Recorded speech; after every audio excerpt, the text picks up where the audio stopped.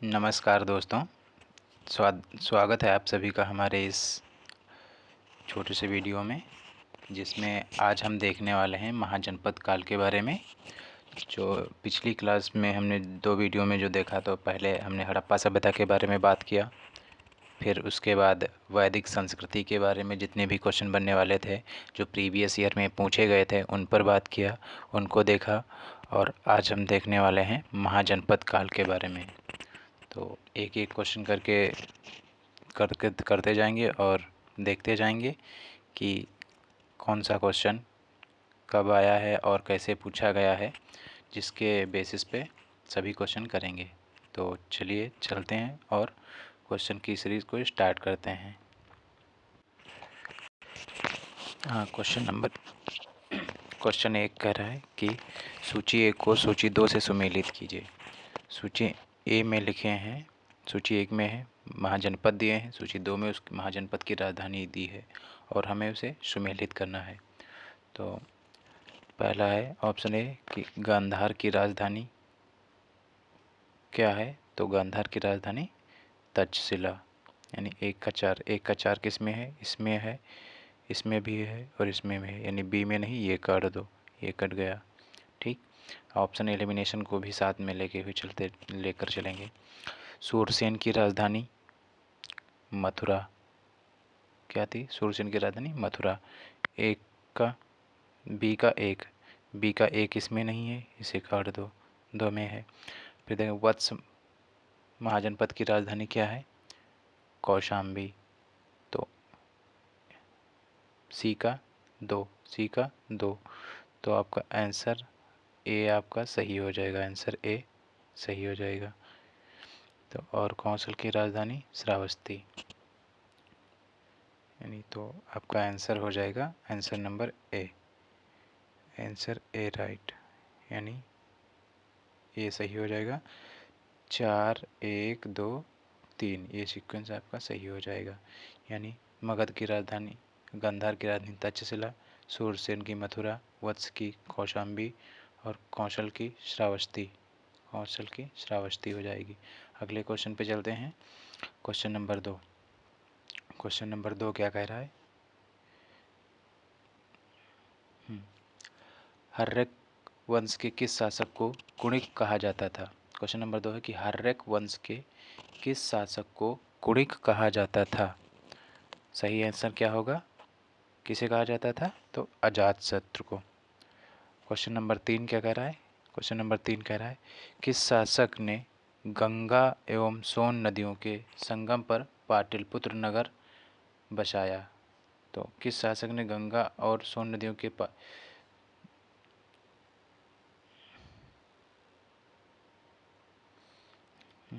किस शासक ने जो है गंगा और सोन नदियों के संगम पर पाटलिपुत्र नगर की स्थापना की थी? तो अजातशत्रु ने, उदयन ने, अशोक ने या घनानंद ने, किसने की थी? कि ये क्वेश्चन आपका पूछा गया है 48 और 52 बीपीएससी में 2008 में पूछा गया है। तो क्वेश्चन क्या है? पाटलिपुत्र नगर की स्थापना किसने की थी? तो उदयन ने। किसने? उदयन ने। Answer C B right. अगले क्वेश्चन पे चलते। क्वेश्चन नंबर 4 कह रहा है कि शिशुनाग वंश का वह कौन सा शासक था? शिशुनाग वंश का वह कौन सा शासक था जिसके समय में वैशाली में द्वितीय बौद्ध संगति का आयोजन किया गया? उसे काकवर्ण के नाम से भी जाना जाता है। तो सही आंसर क्या हो जाएगा आपका? शिशुनाग हो जाएगा, नंदीवर्धन हो जाएगा, कालाशोक, या इनमें से कोई नहीं। तो द्वितीय बौद्ध संगति किसके काल में हुई थी? तो किसके काल में हुई थी जिसे काकवर्ण भी कहा जाता है? तो कालाशोक के काल में हुई थी। द्वितीय बौद्ध संगति कालाशोक के काल में हुई थी। क्वेश्चन नंबर 5 क्या कह रहा है कि 323 ईसा पूर्व में सिकंदर महान की मृत्यु हुई थी। यानी 323 ईस्वी में सिकंदर की मृत्यु कहाँ हुई थी? तो सिकंदर की मृत्यु कहाँ हुई थी? पारस में, बेबीलोना में, मेसिडोनिया में या फिर तक्षशिला में। तो सिकंदर की मृत्यु 323 ईस्वी में कहाँ हुई थी? सही आंसर क्या हो जाएगा? तो बेबीलोना में। सिकंदर की मृत्यु कहाँ हुई थी? बेबीलोना में। Question number 20 right. अगले क्वेश्चन पे देख चलते हैं और क्वेश्चन नंबर 6 में देखते हैं कि क्या है। क्वेश्चन नंबर 6 क्या कह रहा है कि सिकंदर महान एवं पोरस यानी पुरु की सेनाओं के ने निम्नलिखित में से किस नदी के आमने सामने वाले तटों पर प्रभाव डाला हुआ था। मतलब सिकंदर महान एवं पोरस की सेनाओं ने निम्नलिखित में से किस नदी के आमने सामने वाले तटों पर पड़ाव डाला हुआ था। तो रावी नदी, झेलम नदी, सतलज नदी या चेनाब नदी, किस नदी के तट पर पड़ाव डाला था। तो 6 का सही आंसर क्या हो जाएगा, बी यानी झेलम नदी के तट पर।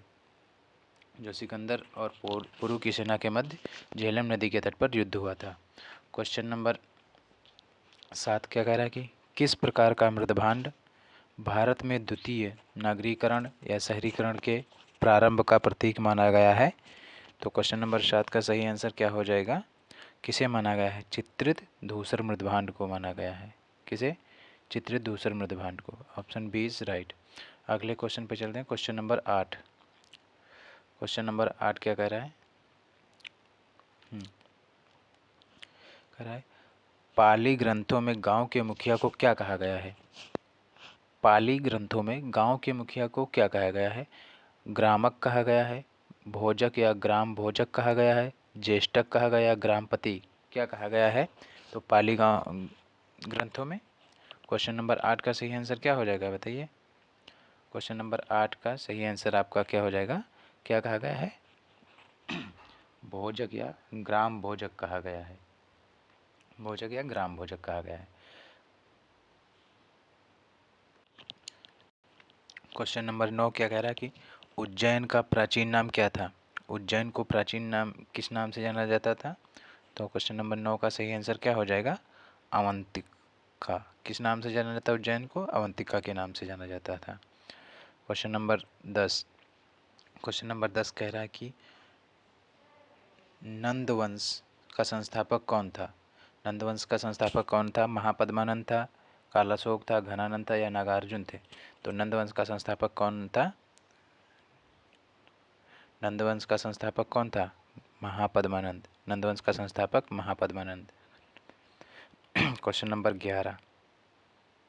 क्वेश्चन नंबर 11 क्या कह रहा है, क्वेश्चन नंबर 11 में कहा गया कि ग्रीक या यूनानी लेखकों द्वारा किसे ग्रामीज या जेंड्रमीज कहा गया है। यानी ग्रीक या यूनानी लेखकों के द्वारा किसे ग्रामीज या जेंड्रमीज कहा गया है। किसे जेंड्रमीज या ग्रामीज कहा गया है।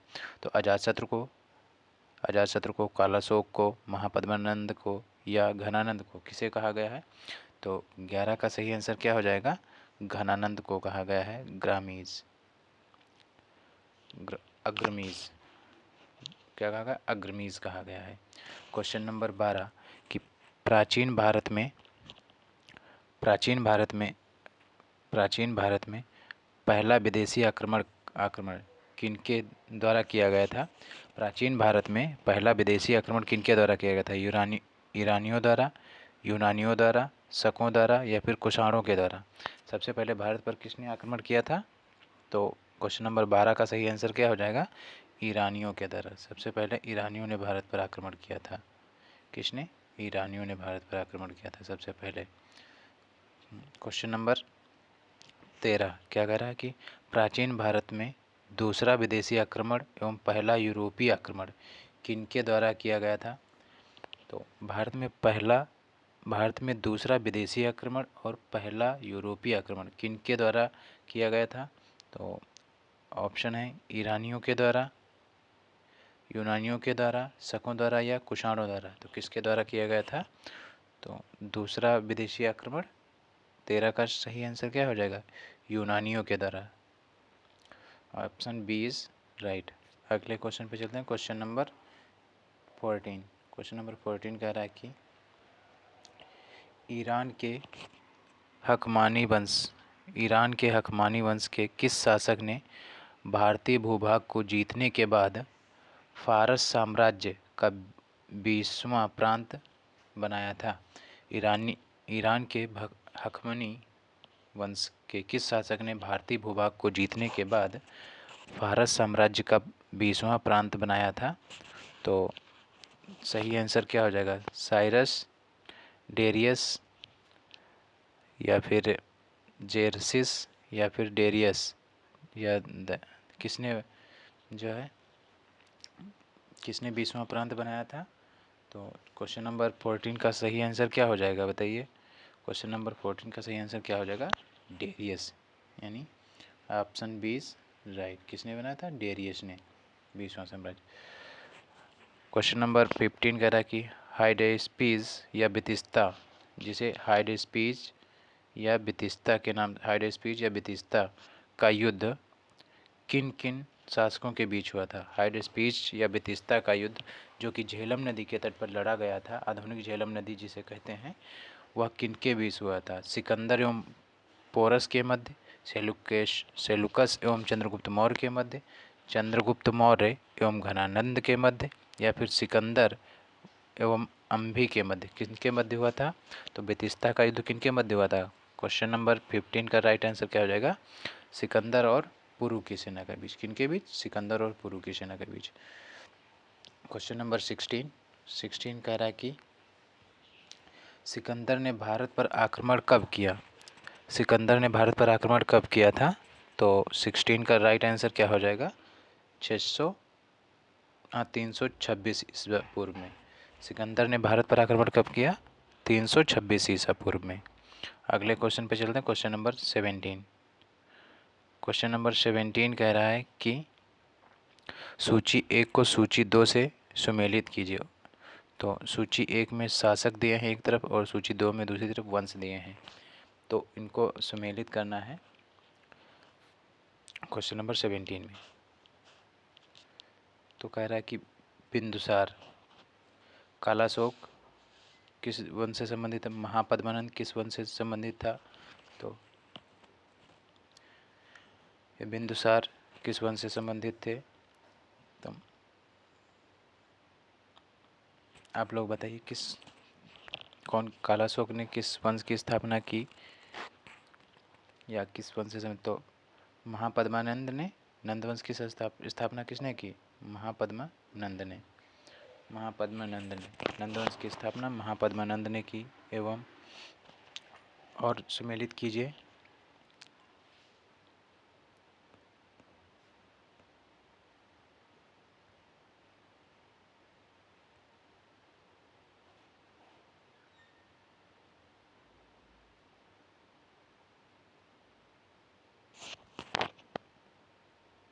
है समझ में कुछ? महापद्मानंद ने किस वंश की स्थापना की थी? महापद्मानंद ने नंदवंश की स्थापना। किस वंश की स्थापना की महापद्मानंद ने?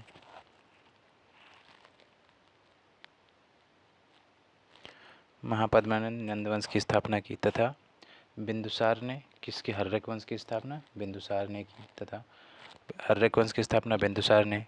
कालाशोक ने शिशुनाग वंश की स्थापना, तथा बिंदुसार ने मौर्य वंश की स्थापना की। बिंदुसार ने मौर्य वंश से संबंधित था। तो आपका सही आंसर इसमें क्या हो जाएगा? यानी 1, 2, 4 और 3 सही सीक्वेंस होगा। 1, 1, 2, 4, 3। तो आगे चल के देख लेते हैं क्या हो जाएगा। आपका कौन सा आंसर हो जाएगा? इस आंसर बी वाला, यानी 1, 2, 4, 3। अगले क्वेश्चन पे चलते हैं, क्वेश्चन नंबर 18 यानी 18। क्वेश्चन नंबर 18 क्या कह रहा है? कह रहा है कि सूची 1 को सूची 2 से सुमेलित कीजिए और सही उत्तर की जांच कीजिए।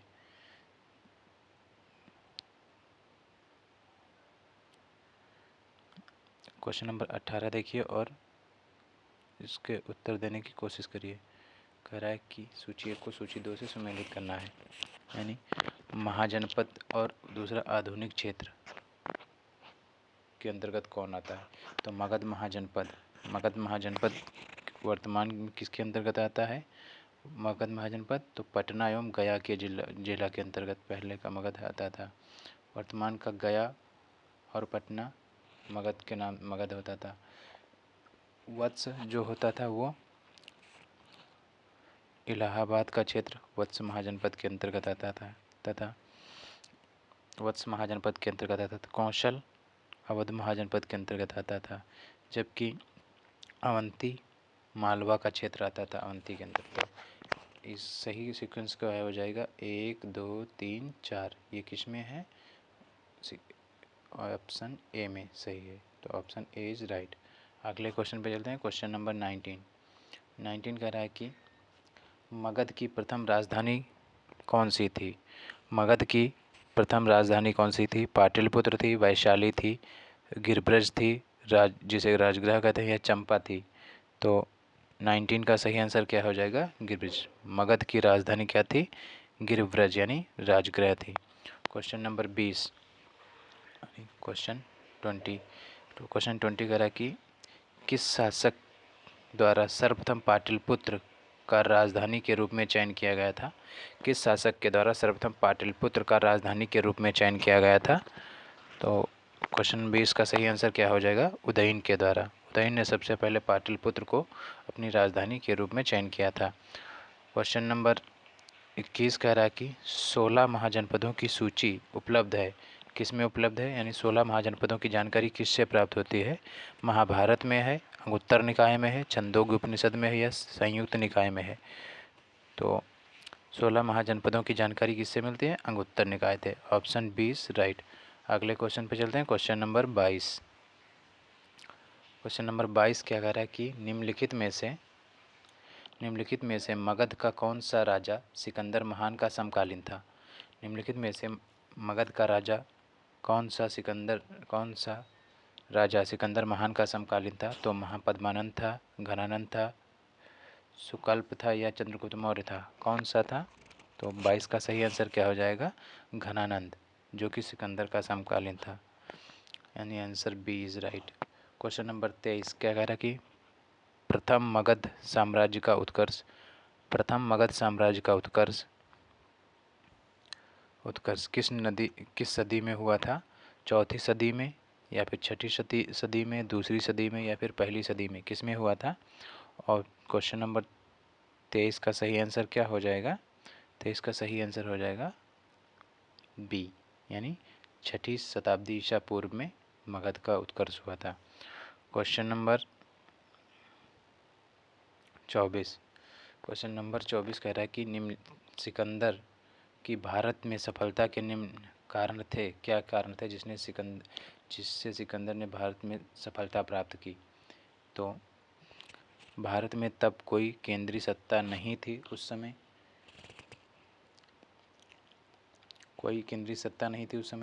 सही बात है। जब सिकंदर ने भारत पर आक्रमण किया उस समय भारत में कोई केंद्रीय सत्ता नहीं थी। उसकी सेना श्रेष्ठ प्रकार की थी, सही बात है, क्योंकि उसकी सेना के सैनिक सुसज्जित और बढ़िया कुशल सैनिक थे उसकी सेना में। उसे देशद्रोही भारतीय शासकों का सहयोग मिला, ये भी सही है। एक अच्छा प्रशासक था, ये भी सही है, यानी आपके ऑप्शन डी इज़ राइट, यानी 1 2 3 4 चारों सही हैं। अगले क्वेश्चन पे चलते हैं। क्वेश्चन नंबर 25 कह रहा है कि सूची 1 को सूची 2 से सम्मिलित कीजिए, सही कूट का चयन करना है। तो राजा और राज्य, कौन सा राजा किस राज्य से संबंधित था? तो क्वेश्चन नंबर देखिए, प्रगोद जो राजा थे उनका संबंध किस राज्य से था? वो किस राज्य से संबंधित थे? तो प्रगोद अवंती के राजा थे। प्रगोद कहाँ के राजा थे? अवंती के। उदयन कहाँ का राजा था? मगध का राजा था। प्रसेनजित कहाँ के राजा थे? उदयन कहाँ का राजा था? वत्स का राजा था। प्रसेनजित कहाँ के राजा थे? कौशल के राजा थे। अजातशत्रु कहाँ का राजा था? तो मगध का। यानी आपका ऑप्शन कौन सा हो जाएगा? ऑप्शन सी इज राइट, यानी कौन बना? 3 2 4 1 यह बन रहा है आपका। अगले क्वेश्चन पे चलते हैं। क्वेश्चन नंबर 26 कह रहा है कि अभिलेखीय साक्ष्य से प्रकट होता है कि नंदराज के आदेश से एक नहर खोदी गई थी, वह कौन सी नहर थी जो नंद राजा के आदेश से खोदी गई थी? क्वेश्चन नंबर 26 का सही आंसर क्या हो जाएगा? कलिंग में। कहाँ खोदी गई थी? कलिंग में। अगले क्वेश्चन पे चलते हैं, क्वेश्चन नंबर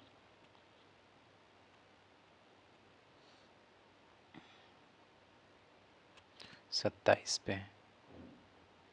क्वेश्चन नंबर 27 क्या कह रहा है कि पहला ईरानी शासक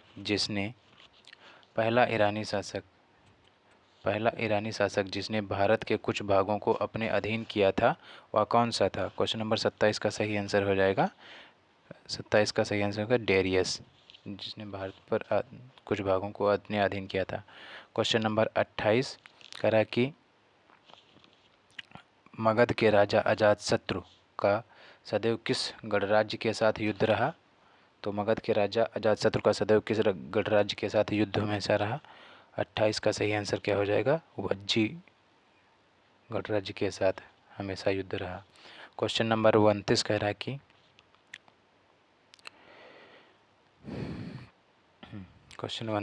कि वज्जी संघ के विरुद्ध मगध राज्य के किस शासक ने प्रथम बार रथमूसल, एक ऐसा रथ जिसमें गदा जैसा हथियार जुड़ा था, तथा महाशिलाकंटक यानी पत्थर फेंकने वाला एक युद्ध यंत्र नामक गुप्त हथियारों का प्रयोग किसने किया था? तो अजातशत्रु ने, चंद्रगुप्त मौर्य ने, कालाशोक ने या उदयन ने? किसने प्रयोग किया था? तो अजातशत्रु ने। Answer A is right. अगले क्वेश्चन पे चलते हैं, क्वेश्चन नंबर 30। क्वेश्चन नंबर 30 कह रहा है कि नंदवंश का अंतिम सम्राट कौन था? नंदवंश का अंतिम शासक कौन था? तो घनानंद। नंदवंश का अंतिम शासक घनानंद। क्वेश्चन नंबर 31 क्या कह रहा है कि भारत में सिक्कों या मुद्रा का प्रचलन कब हुआ था? भारत में सिक्कों का प्रचलन कब चालू हुआ? अशोक के शासनकाल में, कनिष्क के शासनकाल में, या 600 ईसा पूर्व में, या 300 ईसा पूर्व में? तो 31 का सही आंसर क्या हो जाएगा? कब सिक्कों का प्रचलन चालू हुआ? यानी 600 ईसा पूर्व में सिक्कों का प्रचलन चालू हुआ। क्वेश्चन नंबर 32 देख रहे हैं, क्या कह रहा है? क्वेश्चन नंबर 32 में कहा गया कि निम्न राजाओं पर विचार कीजिए और इनमें से कौन बुद्ध के समकालीन थे? तो अजातशत्रु बुद्ध के समकालीन थे, या बिंदुसार बुद्ध के समकालीन थे, या प्रसेनजित बुद्ध के समकालीन था? तो कौन बुद्ध का समकालीन था? तो इसमें अजातशत्रु थे, बिंदुसार नहीं थे, प्रसेनजित थे। तो यानी आपका सही आंसर हो जाएगा, आंसर सी इज राइट, यानी 1 और 3 सही है। अगले क्वेश्चन पे देखते हैं, क्वेश्चन नंबर 33 कह रहा है कि 6ठी सदी ईसा पूर्व के दौरान बड़े राज्यों के उदय का मुख्य कारण क्या था? उत्तर प्रदेश और बिहार में व्यापक पैमाने पर लोहे का प्रयोग, या फिर जनजातीय समाज में अधिक व्यवस्थित जीवन का मार्ग प्रशस्त किया गया था, या व्यापार एवं वाणिज्य का उल्लेखनीय विकास था, या इनमें से कोई नहीं? तो सही आंसर क्या हो जाएगा 33 का? यानी उत्तर प्रदेश और बिहार में व्यापक पैमाने पर लोहे का प्रयोग शुरू हो गया था। तो ऑप्शन ए इज राइट। अगले क्वेश्चन पे चलते हैं, क्वेश्चन नंबर 34। क्वेश्चन नंबर 34 क्या कह रहा है कि मगध सम्राट बिंदुसार ने अपने राजवैद्य जीवक को किस राज्य के राजा की चिकित्सा के लिए भेजा था? यानी अजीवक को किसकी चिकित्सा के लिए बिंदुसार ने भेजा था? तो 34 का सही आंसर क्या हो जाएगा? कौशल के राजा, अंग के राजा, या अवंती के राजा, फिर वैशाली के राजा के लिए? तो 34 का सही आंसर क्या हो जाएगा? सी, यानी अवंती के राजा के लिए। सी इज राइट। क्वेश्चन नंबर 35, किस शासक ने अवंती को जीतकर मगध का हिस्सा बना लिया था? अजातशत्रु ने, बिंबिसार ने, शिशुनाग ने, या महापद्मानंद ने? तो मगध को किसने जीता? 35 का सही आंसर क्या हो जाएगा? मगध को किसने जीता? शिशुनाग ने। तो आंसर सी इज राइट। अगले क्वेश्चन पे चलते हैं, क्वेश्चन नंबर 36 यानी 36। क्वेश्चन नंबर 36 कह रहा है किस मगध सम्राट ने अंग का विलय अपने राज्य में कर लिया था? किस मगध सम्राट ने अंग का विलय अपने राज्य में कर लिया था? बिंदुसार ने, अजातशत्रु ने, उदयन ने या फिर शिशुनाग ने? 36 का सही आंसर क्या हो जाएगा? ए यानी बिंदुसार ने। शिशुनाग ने किस राज्य का विलय मगध साम्राज्य में नहीं किया था? शिशुनाग ने किस राज्य का विलय मगध साम्राज्य में नहीं किया था? तो 37 का राइट आंसर क्या हो जाएगा? किसका नहीं किया था? काशी का नहीं किया था, यानी answer D is right. Answer D is right. Question number 38। Question number 38 क्या कह रहा है कि क्वेश्चन नंबर 38 कह रहा है काशी और लिच्छवी का विलय मगध साम्राज्य में किसने किया था? काशी और लिच्छवी का विलय मगध साम्राज्य में किसने किया था? बिंदुसार ने किया था, अजातशत्रु ने, उदयन ने या शिशुनाग ने? किसने किया था काशी में विलय और लिच्छवी का? तो किसने किया था बताइए? अजातशत्रु ने। किसने किया? अजातशत्रु ने। Answer B is right. Question number 39। Magadh साम्राज्य के बारे में कौन सा सही नहीं है? यानी मगध साम्राज्य के बारे में कौन सा कथन सही नहीं है? तो पहला है, पुराणों में महाकाव्यों के अनुसार इसकी स्थापना बृहद्रथ ने की थी मगध की। गलत। महापद्मानंद ने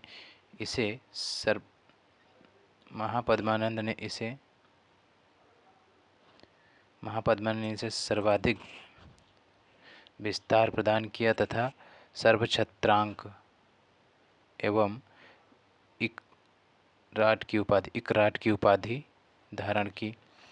तो ये ऑप्शन ये भी सही है, ये भी सही है करेक्ट। और क्वेश्चन कह रहे हैं कौन सही नहीं है, वो गलत चूज करना है। और फिर ऑप्शन सी, गिरिब्रज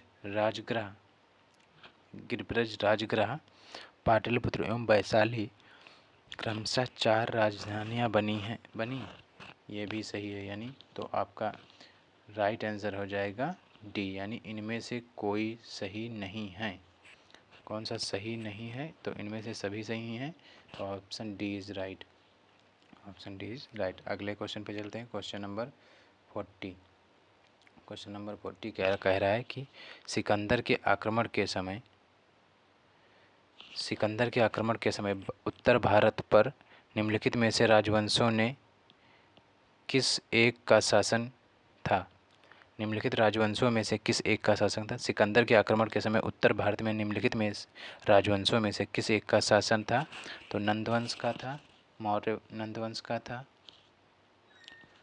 का था, मौर्य वंश का था, शुंग वंश का था या फिर कण्व वंश का था? किसका था?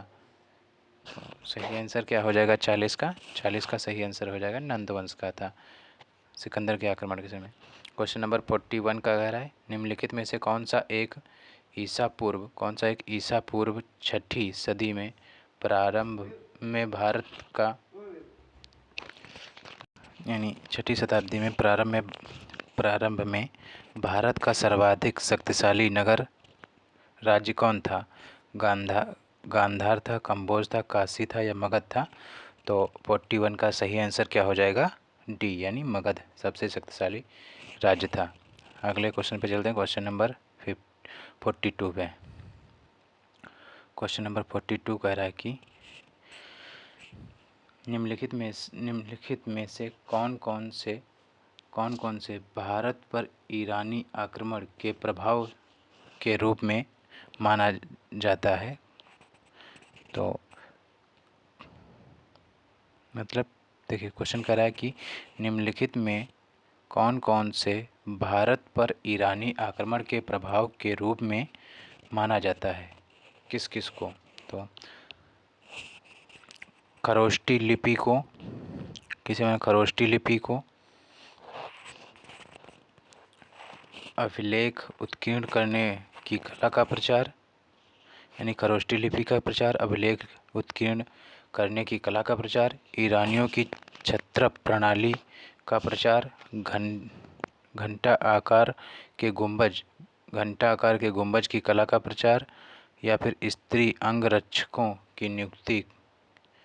तो इसमें से कौन से प्रभाव जो है ईरानी आक्रमण के समय के माने जाते हैं?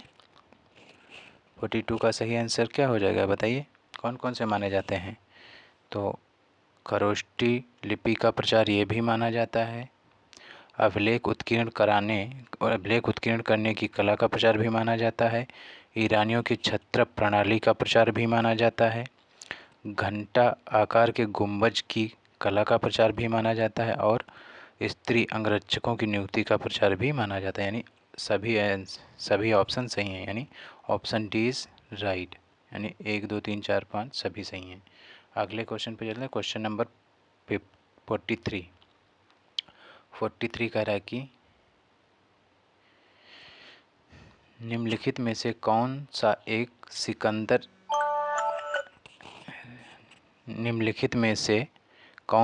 सिकंदर के आक्रमण का प्रभाव नहीं है।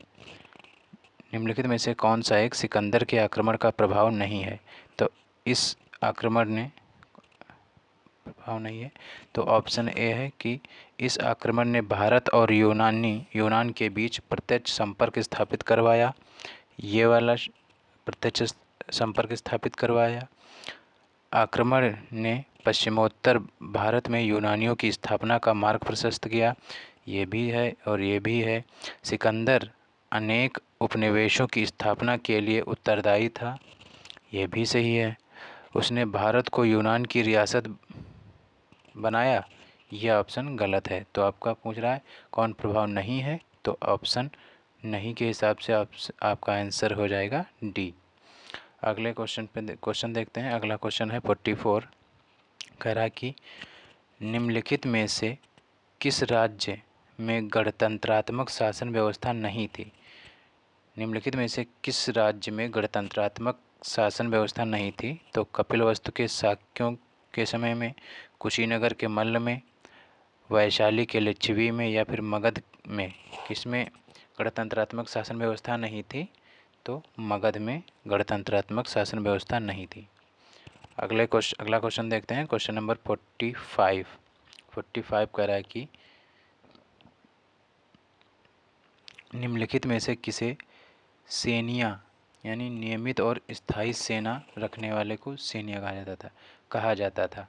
निम्नलिखित में से किसे सेनिया कहा जाता था। बिंबिसार को, अजातशत्रु को, उदयन को, या फिर शिशुनाग को। यानी नियमित और स्थायी सेना कौन रखता था राजा। तो 45 का सही आंसर क्या हो जाएगा, बिंबिसार को। सेनिया कहा जाता, बिंबिसार को कहा जाता था। क्वेश्चन नंबर 46 क्या कह रहा है। 46 कह रहा है कि निम्नलिखित में से किसे उग्रसेन यानी भयानक सेना का स्वामी कहा जाता था। उग्रसेन किसे कहा जाता था। महापद्मानंद को, घनानंद को, शिशुनाग को, या बिंबिसार को। किसे उग्रसेन कहा जाता था। 46 का सही आंसर क्या हो जाएगा, किसे कहा जाता था, महापद्मानंद को कहा जाता था उग्रसेन, यानी answer A is right. Question number 47 कह रहा है कि डेरियस यानी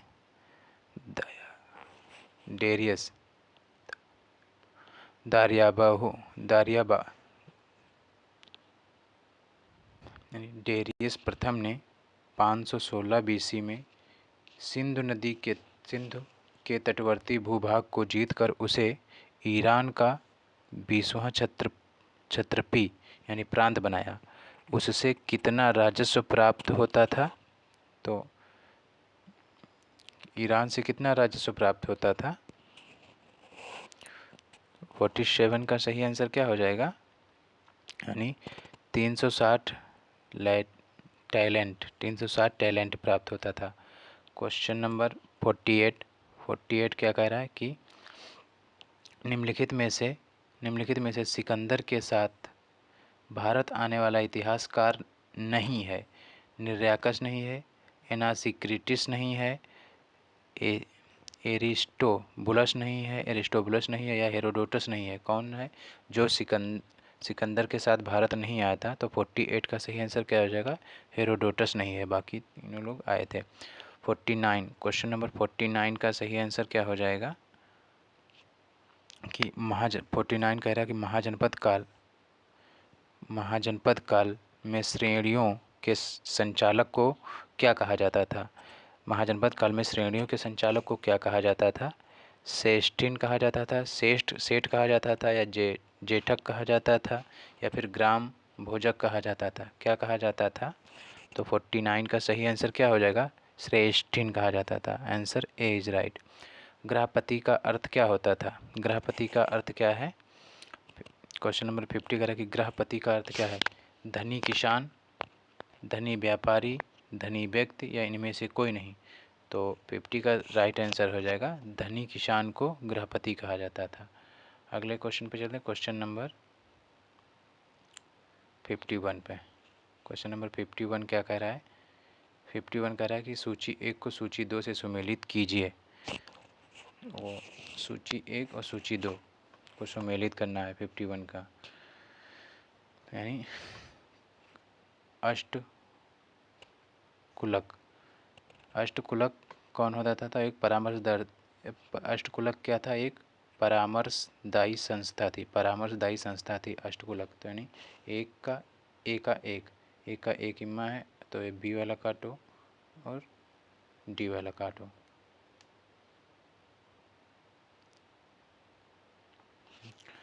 फिर महामात्र किसे कहते थे? उच्च कोटि के अधिकारी को महामात्र कहा जाता था, यानी उच्च कोटि के अधिकारी को महामात्र कहा जाता था। तो एक का दो इसी में है, इसमें भी है, ठीक। बलि साधक किसे कहा जाता था? तो किसानों से कर वसूलने वाला अधिकारी बलि साधक कहलाता था। सौलिकक या शुल्काध्यक्ष किसे कहा जाता था? शिल्पियों व व्यापारियों से शुल्क या चुंगी वसूलने वाला अधिकारी शुल्काध्यक्ष कहलाता था। यानी तो आपका आंसर हो जाएगा ए, यानी 1 2 3 4 सभी सुमेलित हैं। अगले क्वेश्चन पे चलते हैं, क्वेश्चन नंबर 52 कह रहा है कि मगध के किस प्रारंभिक शासक ने राज्यारोहण के लिए अपने पिता की हत्या की एवं उसी कारणवश अपने पुत्र द्वारा मारा गया? 52 का राइट आंसर क्या हो जाएगा? अजातशत्रु। अजातशत्रु को कहा जाता था पितृहंता भी इसे कहते हैं अजातशत्रु को, इसीलिए यह अपने पुत्र के हाथों भी मारा गया था। क्वेश्चन नंबर 53 कह रहा है कि विश्व का पहला गणतंत्र वैशाली में किसके द्वारा स्थापित किया गया था? तो मौर्यों के द्वारा, नंद के द्वारा, गुप्त के द्वारा या लिच्छवी के द्वारा? किसके द्वारा स्थापित किया गया था? तो 53 का लिच्छवी के द्वारा। क्वेश्चन नंबर 54 का सुमेलित करना है। महाजनपद दिया है एक तरफ राजधानी दी गई हैं। तो कुरु महाजनपद की राजधानी क्या थी? कुरु महाजनपद की राजधानी इंद्रप्रस्थ। कुरु की राजधानी इंद्रप्रस्थ थी। पांचाल महाजनपद की राजधानी क्या थी? पांचाल महाजनपद की राजधानी क्या थी? कुरु महाजनपद की राजधानी इंद्रप्रस्थ। पांचाल की राजधानी अहिछत्र थी। कौशल महाजनपद की राजधानी वत्स महाजनपद की राजधानी कौशाम्बी थी और कौशल महाजनपद की राजधानी साकेत थी। तो यानी 4 3 1 2 4 3 1 2 किस में है? ऑप्शन बी में। 4 3 1 2 ऑप्शन बी में है, यानी ऑप्शन बी इज राइट। अगले क्वेश्चन पे चलते हैं, क्वेश्चन नंबर 55। क्वेश्चन नंबर 55 क्या कह रहा है कि निम्नलिखित में से एक बौद्ध ग्रंथ 16 महाजनपदों का उल्लेख करता है। वह कौन सा महाजनपद है जिसमें 16 वह कौन सा बौद्ध ग्रंथ है जिसमें 16 महाजनपदों की जानकारी मिलती है? तो आपका सही आंसर हो जाएगा अंगुत्तर निकाय। अंगुत्तर निकाय में 16 महाजनपदों की जानकारी मिलती है। क्वेश्चन नंबर 56 कह रहा है कि आपका आज का लास्ट क्वेश्चन है 56। तो ये कह रहा है कि निम्नलिखित में से कौन एक मगध साम्राज्य की राजधानी नहीं है? मगध साम्राज्य की राजधानी नहीं रहा है। तो गिरिब्रज, राजगृह, पाटलिपुत्र या कौशाम्बी? तो मगध साम्राज्य की राजधानी कौन नहीं रहा है? कौशाम्बी। बाकी सभी आंसर डी इज राइट। तो आज के लिए बस इतने ही क्वेश्चन हम करेंगे, बाकी आगे का टॉपिक जो होगा उसके बारे में आगे बात करेंगे। तो आज के लिए इतना ही। धन्यवाद। जय हिंद, जय भारत। मिलते हैं नेक्स्ट वीडियो में।